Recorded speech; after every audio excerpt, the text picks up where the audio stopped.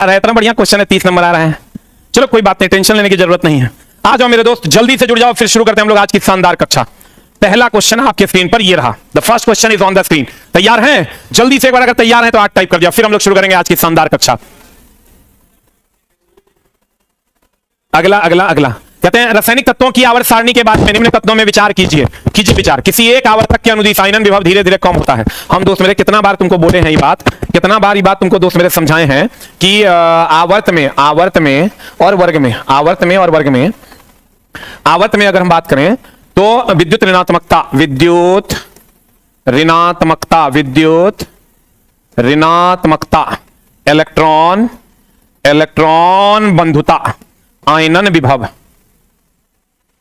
आयनन विभव, इस सब आवर्त में बढ़ता, क्योंकि आवर्त का स्पेलिंग बड़ा होता है और वर्ग का स्पेलिंग छोटा होता है, तो आवर्त में बढ़ता, वर्ग में घटता, आवर्त में बढ़ता, वर्ग में घटता, आवर्त में बढ़ता, आवर्त में बढ़ता, आवर्त में बढ़ता, वर्ग में घटता, आवर्त में बढ़ता, वर्ग में क्या होता है? घटता, वर्ग में घटता। परमाणु का आकार, परमाणु आकार, आयतन, त्रिज्या, परमाणु आकार, आयतन और त्रिज्या की अगर हम बात करें तो आवर्त में घटता और वर्ग में क्या होता है? बढ़ता। हम बार बार कहते हैं दोस्त मेरे कि भैया मेरे आवर्त का स्पेलिंग बड़ा है, वर्ग का स्पेलिंग छोटा है, तो विद्युत ऋणात्मकता, इलेक्ट्रॉन बंधुता, आयनन विभव, आवर्त में बढ़ता, वर्ग में घटता, आवर्त में बढ़ता, वर्ग में घटता, आवर्त का स्पेलिंग बड़ा है तो बढ़ता, वर्ग का स्पेलिंग छोटा है तो घटता। परमाणु आकार, आयतन और त्रिज्या, आवर्त में घटता और वर्ग में बढ़ता, आवर्त में घटता और वर्ग में बढ़ता। ये उल्टा होता है, ये दोनों उल्टा होता है। जल्दी से लिख, हाँ ऊपर से नीचे। आवर्त में होगा तो लेफ्ट टू राइट होगा, आवर्त में तो ऐसे होगा, और वर्ग में होगा तो टॉप टू बॉटम होगा। वर्ग में अगर होगा तो टॉप टू बॉटम होगा, वर्ग में अगर होगा टॉप टू बॉटम होगा। जल्दी लिख,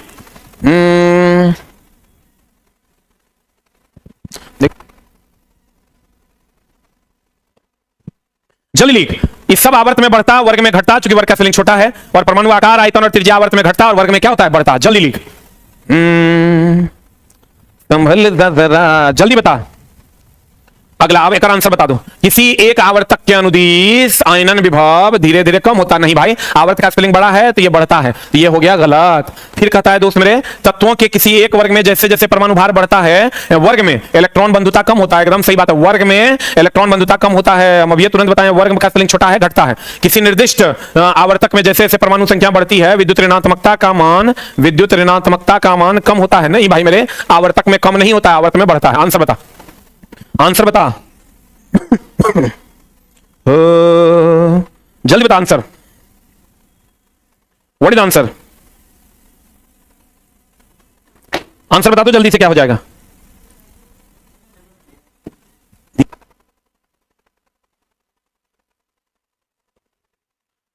hello hello hello hello hello hello hello. अगला अगला अगला आंसर बता दो, क्या हो जाएगा? केवल और केवल दो सही है, केवल और केवल ये भी गलत है, केवल और केवल दो सही है आंसर। अगला कहते हैं विश्व के कुछ भागों में विद्यमान महामारी पशु के फुट एंड माउथ रोग, बता किससे होता है? फुट एंड माउथ रोग किससे होता है? जल्दी बता, फुट एंड माउथ रोग जल्दी से बता दो किससे होता है? सबको पता होगा, फुट एंड माउथ रोग विषाणु से होता है। कैंसर किससे होता है? कैंसर होता है जीवाणु से। फंगस रोग तो दाद, खाद, खुजली, प्रोटोजोआ से होता है। मलेरिया, मलेरिया किससे होता है? प्रोटोजोआ से होता है। येलो केक, यूरेनियम ऑक्साइड को कहते हैं, येलो केक किसको कहते हैं दोस्त मेरे? यूरेनियम ऑक्साइड को।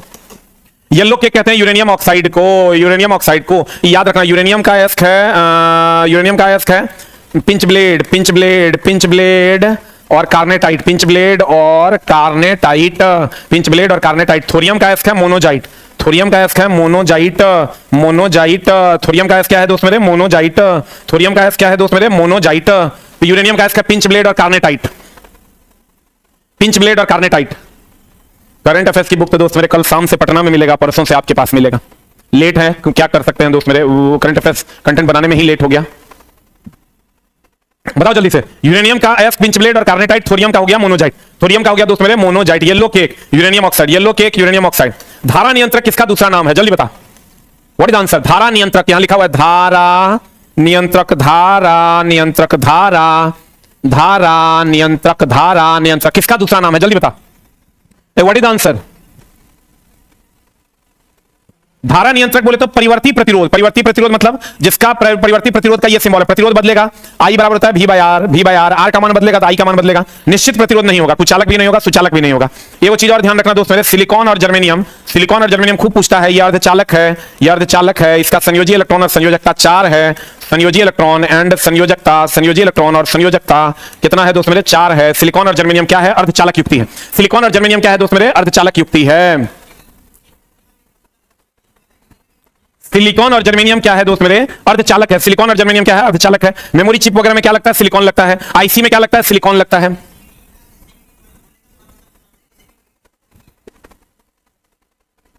ये परिवर्ती रजिस्टर का सिंबल है जिसके कारण धारा को नियंत्रित किया जा सकता है। अगला अगला अगला अगला क्या कहता है दोस्त मेरे, अगला कहता है आपका कि निम्न में से कौन सा अभिक्रिया विस्थापन अभिक्रिया संभव नहीं है।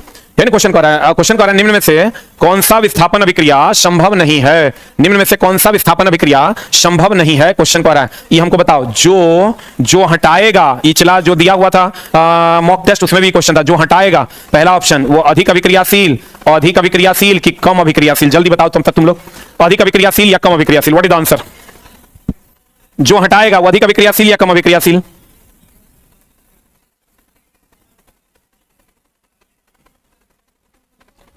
जो हटाएगा वो अधिक अभिक्रियाशील या कम अभिक्रियाशील, जल्दी बता। जो हटाएगा, ये चला जो मॉक टेस्ट दिया था उसमें हम किसी को हटा देंगे तो हम अधिक अभिक्रियाशील हुआ, आज जिसको हम हटाएंगे वो कम अभिक्रियाशील होगा, जल्दी बता। जो हटाएगा वो अधिक अभिक्रियाशील, जो हटेगा वो कम अभिक्रियाशील, जो हटेगा जो हटेगा जो हटेगा जो हटेगा वो कम अभिक्रियाशील, जो हटेगा वो कम अभिक्रियाशील। इनमें से कौन सा विस्थापन अभिक्रिया संभव नहीं है, ये पहले लिख लो। जो हटाएगा वो अधिक अभिक्रियाशील, जो हटेगा वो कम अभिक्रियाशील, कोई किसी को हटाएगा। अब कह कौन संभव नहीं है, ये रिएक्टिविटी सीरीज आपको पता होगा, आप गौर से देखिए क्या होगा आंसर, जल्दी बताओ तो। ए नंबर तो ये अधिक अभिक्रियाशील है, ये हटाइए देगा, देखने से भी लग रहा है। देखो कॉपर और सीसा, ये दुगो को देखो, कॉपर जो है वो यहां है, कॉपर यहां है, ध्यान से देखो दोस्त मेरे। कॉपर की अगर हम बात करें तो कॉपर जो है वो रिएक्टिविटी सीरीज में यहां है, और सीसा की अगर हम बात करें तो वो रिएक्टिविटी सीरीज में कहां है, रुक जा न जा, सीसा पीबी कहां है रे भाई, पीबी यहां है, देखो पीबी यहां है। अब कॉपर की बात करोगे तो ये यहां है, ठीक है। तो कॉपर जो है वो नीचे है, नीचे से ऊपर जाने पर अभिक्रियाशीलता बढ़ता है, तो कॉपर जो है नीचे है तो ये कम अभिक्रियाशील होगा, और सीसा ऊपर है तो ये अधिक अभिक्रियाशील होगा। तो भैया मेरे यहां ये जो कॉपर है ये इसको हटा रहा है, तो इसको अधिक अभिक्रियाशील होना चाहिए था, जो कि नहीं है, तो यही आंसर हो जाएगा, यही आंसर हो जाएगा। D for dog is the right answer, D for dog is the right answer. जल्दी लिख, जो हटाएगा वो अधिक अभिक्रियाशील, जो हटेगा वो कम अभिक्रियाशील। अगला रिएक्टिविटी सीरीज को रट्टा नहीं मारना है, इसको थोड़ा सा देख लो। हाँ ना अगर रिएक्टिविटी सीरीज में देखोगे दोस्त मेरे तो सोडियम पोटेशियम मैग्नीशियम, बढ़िया देखो, सोडियम पोटेशियम मैग्नीशियम सबसे ऊपर है, और सोना चांदी पारा कॉपर ही नीचे है, ये कम अभिक्रियाशील है। सोडियम पोटेशियम कैल्शियम मैग्नीशियम ये अधिक अभिक्रियाशील है। आ जाओ इधर, हेपेटाइटिस ए, लीवर में सूजन हो जाएगा, हेपेटाइटिस तो लीवर से संबंधित है। किधर गया लीवर, अरे यकृत से संबंधित है, हृदय से संबंधित है नहीं। एड्रीनलिन हार्मोन का संबंध किससे है दोस्त मेरे, एड्रीनलिन हार्मोन जो है, एड्रीनलिन हार्मोन इसका संबंध किससे है दोस्त मेरे, हृदय से है। किडनी बोले तो नेफ्रॉन, किडनी बोले तो नेफ्रॉन, किडनी बोले तो नेफ्रॉन, किडनी बोले तो नेफ्रॉन। मस्तिष्क बोले तो ईईजी का संबंध मस्तिष्क से है, और ईसीजी का संबंध दोस्त मेरे हृदय से है। इलेक्ट्रोकार्डियोग्राम इसका संबंध हृदय से है। ईईजी इलेक्ट्रोइंसेफेलोग्राम इसका संबंध मस्तिष्क से है। चलिए, इलेक्ट्रोइंसेफेलोग्राम इसका संबंध मस्तिष्क से है। ईसीजी इलेक्ट्रोकार्डियोग्राम इसका संबंध किससे है, हृदय से है। एड्रीनलिन हार्मोन का संबंध हृदय से है। लीवर पित्तरस का स्राव यहीं से होता है, जो वसा की गुलिकाओं को तोड़ता है। पित्तरस का स्राव इसी से होता है, जो वसा की गुलिकाओं को तोड़ता है। और पित्तरस जमा कहां होता है, पित्ताशय में। पित्तरस जमा कहां होता है दोस्त मेरे, पित्ताशय में। आंसर नहीं दोस्त मेरे, ऑनलाइन जो कंप्यूटर टेस्ट हम रिलीज किए हैं वो कंप्यूटर पे ही चलेगा, मोबाइल पे कैसे चलेगा रे दोस्त। आजा आजा आजा नील समी।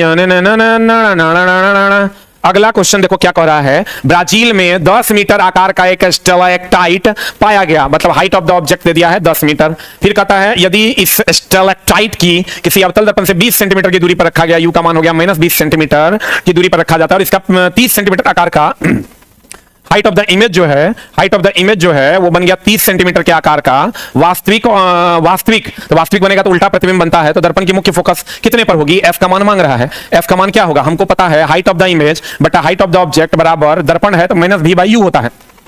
हाइट ऑफ द इमेज कितना दिया हुआ है, देखो तो 30, हाइट ऑफ द ऑब्जेक्ट कितना दिया हुआ है 10 माइनस ऑफ भी का मान निकालना है, यू का मान है -20, माइनस माइनस प्लस कट जाएगा तो यहां से भी का मान हो जाएगा 10 या 30, आई 20 या 60, देखो 10 या 30 20 या 60, ये हो जाएगा 60 सेंटीमीटर की मीटर, 60 मीटर, मीटर दिया हुआ है तो मीटर लेंगे, लेकिन हमको पता है वास्तविक प्रतिबिंब है तो अवतल दर्पण में वास्तविक प्रतिबिंब इधर बनता है, इसलिए ये माइनस हो जाएगा। अब हमको एफ चाहिए, 1/f बराबर लगा देंगे 1/v, दर्पण है तो प्लस 1/u, 1/v, भी का मान कितना दिया हुआ है 1/v का मान दे दिया है -60 प्लस 1/u, u का मान दिया हुआ है -20, एलसीएम ले लो, 20 60 का एलसीएम हो गया 60, ये हो जाएगा -3, ये हो जाएगा -1, ये हो जाएगा -1 -3, ये हो जाएगा -4/60, देखो तो कितना आता है -15 आ जाएगा, हमको लगता है -1/15 विथ माइनस, यहां से अगर भी का मान निकालेंगे एफ का मान निकालेंगे तो कितना आ जाएगा -15 आ रहा है क्या, -15 centimetre is the right answer.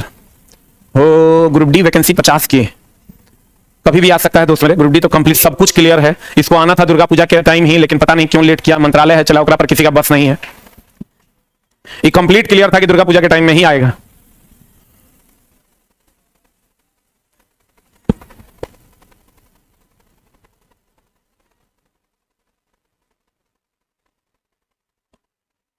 हो गया, और आने दो, ये भी करेगा, ग्रुप डी आना ही है दोस्त मेरे, इसमें इतना हड़बड़ाने की क्या जरूरत है, वही वे करेगा। अभी 4 दिन बचा है एलपी, पहले ओकरा पे फोकस करो। अगला अगला अगला अगला निम्न कथनों पर विचार कीजिए, विचार करके हमको आंसर बता दीजिए। निम्न कथनों पर विचार कीजिए, कपड़े धोने के चूर्ण में अपमार्जक में सोडियम सल्फेट तथा सोडियम सिलिकेट क्यों मिलाते हैं, बताओ आंसर, व्हाट इज आंसर, एकदम सही से पढ़ के बताओ,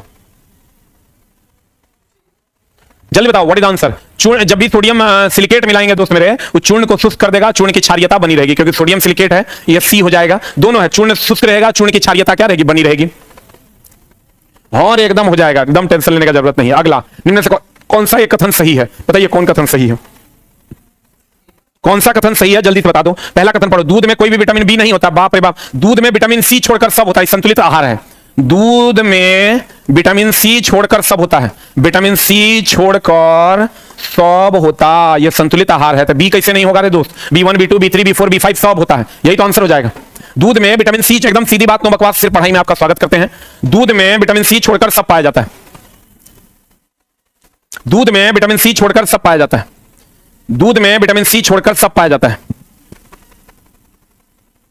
दूध में विटामिन सी छोड़कर सब पाया जाता है, कोई विटामिन बी नहीं होता, एकदम होता है, वह विटामिन जो किसी भी सब्जी से प्राप्त नहीं कर सकते हैं भैया, विटामिन डी नहीं प्राप्त कर सकते हैं, केवल सूर्य के प्रकाश से मिलता है। इसलिए देखना शहर में रहने वाले जो लोग हैं उनको विटामिन डी की कमी हो रही है, क्योंकि वो सूर्य का प्रकाश ले ही नहीं पा रहे, सूर्य के प्रकाश के कारण, सूर्य के प्रकाश के कारण विटामिन डी केवल सूर्य के प्रकाश में मिलेगा। कौन सा वर्णक हमारे बाल, त्वचा और आंख के रंग के लिए उपयोगी रूप से उत्तरदायी है, जल्दी बता, व्हाट इज आंसर।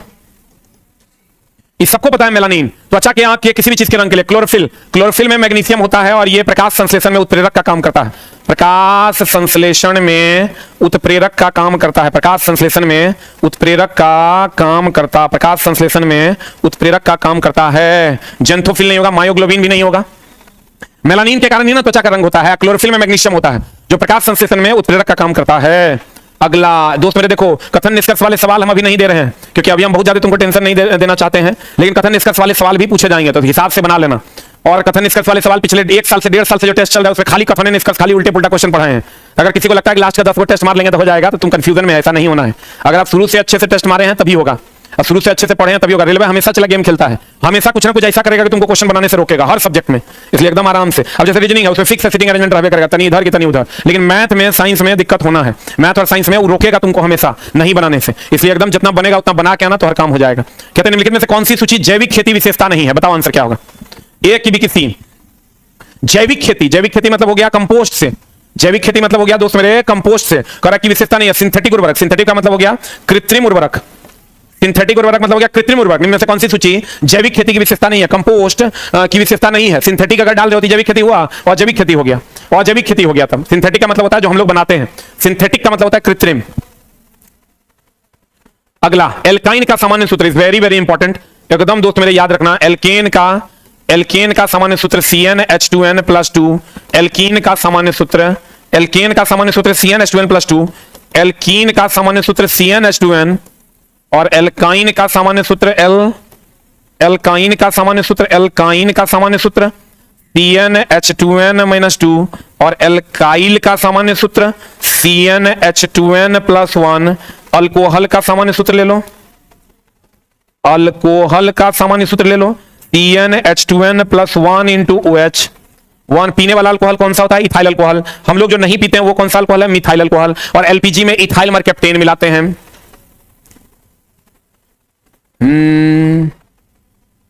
दोस्त मेरे एक लाइन जान लो कि आपको हर हाल में उसका काम है क्वेश्चन बनाने से रोकना, और तब होगा जब आपको अच्छे अच्छे प्रश्न दिए जाएंगे। तो आप हड़बड़ाइएगा नहीं,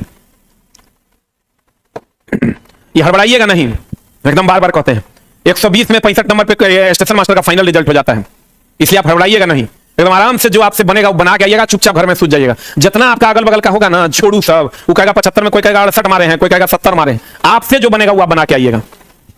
जल्दी लिखो, alkyne, alkane, alkene, alkyne, CnH2n - 2 answer, CnH2n - 2। जल्दी से स्क्रीनशॉट ले लो। अगला क्वेश्चन बता दो आंसर क्या हो जाएगा, व्हाट इज आंसर? निम्नलिखित कथनों पर विचार कीजिए। कठोर जल का कहीं उपयोग नहीं करते हैं, ना पीने में, ना साबुन से कपड़ा धोने में, ना बॉयलर्स में, ना फसल की सिंचाई में, सब जगह मृदु जल का प्रयोग करते हैं, सब जगह मृदु जल का प्रयोग करते हैं। जल 2 प्रकार का होता है, तो आंसर हो जाएगा क्वेश्चन कौन सा कथन सही है? कथनों पर विचार कीजिए। कठोर जल उपयुक्त नहीं है, सब के लिए उपयुक्त नहीं है, 1 के लिए भी, 2 के लिए भी, 3 के लिए भी और 4 के लिए भी। एक चीज ध्यान रखना दोस्त मेरे कि जल 2 प्रकार का होता है, एक होता है मृदु जल, एक होता है मृदु जल, और दूसरा होता है दोस्त मेरे कठोर जल। मृदु जल और कठोर जल, मृदु जल और कठोर जल। मृदु जल की अगर हम बात करें तो ये सब काम में प्रयोग होता है, सब काम में प्रयोग होता, सब काम में प्रयोग होता। आई कठोर जल की अगर हम बात करें, कठोर जल की अगर हम बात करें तो ये प्रयोग नहीं होता, ये प्रयोग नहीं होता, ये प्रयोग नहीं होता। कठोर जल 2 प्रकार का है, एक होता है दोस्त मेरे अस्थाई कठोरता, और एक होता है दोस्त मेरे अस्थाई कठोरता। अस्थाई कठोरता जो होता है ये कैल्शियम मैग्नीशियम के क्लोराइड और सल्फेट के कारण होता है, क्लोराइड एंड सल्फेट के कारण, क्लोराइड एंड सल्फेट के कारण। और ये आ जाएगा कैल्शियम और मैग्नीशियम के बाइकार्बोनेट के कारण, बाइकार्बोनेट के कारण। जल्दी से लिख, बाइकार्बोनेट के कारण।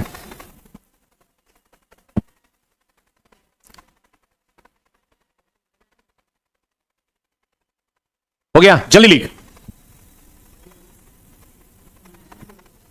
जल्दी लिख। जल की कठोरता, जल की मृदु जल और कठोर जल। मृदु जल हो गया सब काम में प्रयोग करते हैं, कठोर जल प्रयोग नहीं करते, ना कपड़ा धोने में, ना पीने में, ना कपड़ा धोने में, ना पीने में। ये 2 प्रकार का स्थायी कठोरता, दूसरा अस्थायी कठोरता। कैल्शियम और मैग्नीशियम के क्लोराइड और सल्फेट के कारण, कैल्शियम मैग्नीशियम के बाइकार्बोनेट के कारण, कैल्शियम और मैग्नीशियम के बाइकार्बोनेट के कारण।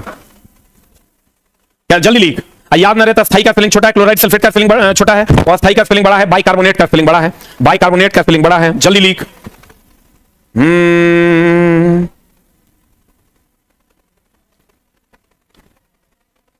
अगला, सिगरेट पीना स्वास्थ्य के लिए हानिकारक क्यों है?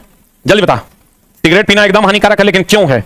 जल्दी बता, जल्दी बता, व्हाट इज आंसर? सिगरेट पीना स्वास्थ्य के लिए हानिकारक क्यों है? क्योंकि यह ऊपरी श्वसन पथ में मौजूद पक्षमाभ को नुकसान पहुंचाता है। पक्षमाभ जो होता है श्वसन पथ में, उसको यह नुकसान पहुंचा देता है, इसलिए सिगरेट नहीं पीना चाहिए। रेडॉक्स मतलब ऑक्सीकरण अवकरण दोनों होगा, रेडॉक्स मतलब ऑक्सीकरण अवकरण दोनों होगा, रेडॉक्स मतलब ऑक्सीकरण अवकरण दोनों होगा। What is answer? रेडॉक्स अभिक्रिया किसको कहते हैं? जल्दी बता, रेडॉक्स अभिक्रिया किसको कहते हैं? ऑक्सीकरण अपचयन दोनों साथ में होगा तो उसको रेडॉक्स कहेंगे, सबको पता है। बता, FNOP विद्युत ऋणात्मकता का क्रम देखो, इस सबसे ज्यादा विद्युत ऋणात्मक है FNO, यही तीनों मिलकर हाइड्रोजन बंधन बनाता है, हाइड्रोजन बंधन बनाता है, यही तीनों मिलकर हाइड्रोजन बंधन बनाता है। और H2S और HCl, H2S और HCl हाइड्रोजन बंधन नहीं बनाता, हाइड्रोजन बंधन नहीं बनाता, हाइड्रोजन बंधन नहीं बनाता, हाइड्रोजन बंधन नहीं बनाता। H2S और HCl हाइड्रोजन बंधन नहीं बनाता। बता आंसर क्या होगा, व्हाट इज आंसर? जल्दी बता। एक आंसर है फ्लोरीन सबसे ज्यादा, ऑक्सीजन उससे कम, नाइट्रोजन उससे कम, तब उससे कम होगा फास्फोरस। आंसर हो जाएगा ये। कहेगा बताओ हाइड्रोजन बंधन कौन कौन बनाता? Fluorine, nitrogen, oxygen. फोन इसको बोलते हैं, FON। ग्रुप डी का क्लास लेना है पहले दोस्त मेरे, एकदम कल 1-2 दिन में हम अनाउंस भी करने वाले हैं ऐसे भी ग्रुप डी, लेकिन अभी पहले चुपचाप एक पे फोकस करो। कहते हैं H2S और HCl ये हाइड्रोजन बंधन नहीं बनाता है, H2S और HCl हाइड्रोजन बंधन नहीं बनाता है, इसीलिए ये द्रव अवस्था में नहीं रहते, ये गैस अवस्था में पाया जाता है, ये गैस अवस्था में पाया जाता है। अगला अगला अगला, ये तो मार देगा। बताओ जल्दी से आंसर बता दो। हो राजा, ओ हो राजा, ए हे राजा, जल्दी बता दो। ई हो जाएगा C6H6, सबको पता है बेंजीन है ये। उसके बाद आ जाओ CH3CO, CH3 क्या है? एसीटोन हो जाएगा। C2H6 हो जाएगा इथेन। उसके बाद आ जाएगा C2H2, ये हो जाएगा इथिलीन। CH3CHO, ये हो जाएगा दोस्त मेरे एसिटल्डिहाइड। अब एक मार लो, CHO होगा तो अल्डिहाइड होगा, CHO होगा तो क्या होगा? अल्डिहाइड होगा। CO होगा तो कीटोन होगा, कीटोन से बना acetone, acetone nail polish remover है। एथिलीन फलों का प्राकृतिक हार्मोन है जो पकाता है। बेंजीन से निकोटीन निकलता है, एरोमेटिक हाइड्रोकार्बन का जन्मदाता है। आंसर बता दो। D for dog is the right answer। अगला, अगला अगला अगला अगला तो मार देगा। सीढ़ी वाला क्वेश्चन चला, उसमें भी दिया था, जो 4 को क्वेश्चन दिया था उसमें वो सीढ़ी वाला दिया था। 50 किलोग्राम का एक लड़का 45 सीढ़ियां चढ़ता है, यदि प्रत्येक कदम की ऊंचाई 40 सेंटीमीटर हो, यानी एम का मान दे दिया है 50 सेंटीमीटर, 50 किलोग्राम, एम का मान दे दिया दोस्तों 50 किलोग्राम। हाइट ऑफ द सीढ़ी है 45 सीढ़ी है, 14 सेंटीमीटर का एक सीढ़ी है, तो बटा 100 कर दो, ये मीटर में आ जाएगा। अब कह रहा है जी का मान दे दिया 10 मीटर पर सेकंड स्क्वायर। अब कहता है 10 सेकंड में, टाइम का मान दे दिया 10 सेकंड। अब फॉर्मूला लगा दो, P बराबर mgh/t, सब put and get the result, put the end get the. दोस्त मेरे बार बार कहते हैं ALP का PT उसी का निकलेगा जो बच्चा पेशेंस के साथ जितना बनेगा उतना बना के आएगा, ठीक है। और मेंस ही मेन है, अगले दिन से तुमको मेंस में लगना होगा। जल्दी से बता दो आंसर क्या हो जाएगा, what is the answer. PT लगभग बच्चों का निकलेगा, mains is very very important. जिसको लगेगा कि नहीं हमारा नहीं होगा वो मेंस होगा, PT होगा, एकदम तुम इसके लिए निश्चिंत रहो। आंसर बता 315, what is the right answer. अगला क्वेश्चन, हृदय चक्र क्या है। हा बता हृदय चक्र क्या है। हृदय चक्र एक बार संकुचन होगा फिर शिथिलीकरण होगा, संकुचन होगा शिथिलीकरण होगा, वही हृदय चक्र है। हमको लगता है C होगा, हृदय के संकुचन और शिथिलीकरण का एक चक्र। धड़कन और नाड़ी, तंत्रानुसारी, आंसर हो जाएगा संकुचन और शिथिलन, यही हृदय चक्र है। संकुचन और शिथिलन यही एक हृदय चक्र है। आज की कार्रवाई हो गई खत्म। अच्छा बता दो लास्ट में एक क्वेश्चन बता के जाओ, अवक्षेपण अभिक्रिया जो है वो एकल विस्थापन है कि द्विविस्थापन है, जल्दी से बता के जाओ। एकल विस्थापन की द्विविस्थापन, व्हाट इज द आंसर। दोस्त मेरे एकदम रेलवे उसी का होगा PT, जो बच्चा जितना बनेगा उतने बना के आएगा एकदम आराम से। Thank you very much, love you all, नमस्कार। बिना किसी बकवास के लेते हैं आपसे इजाजत, मिलते हैं फिर कल की कक्षा में। Thank you very much, love you all.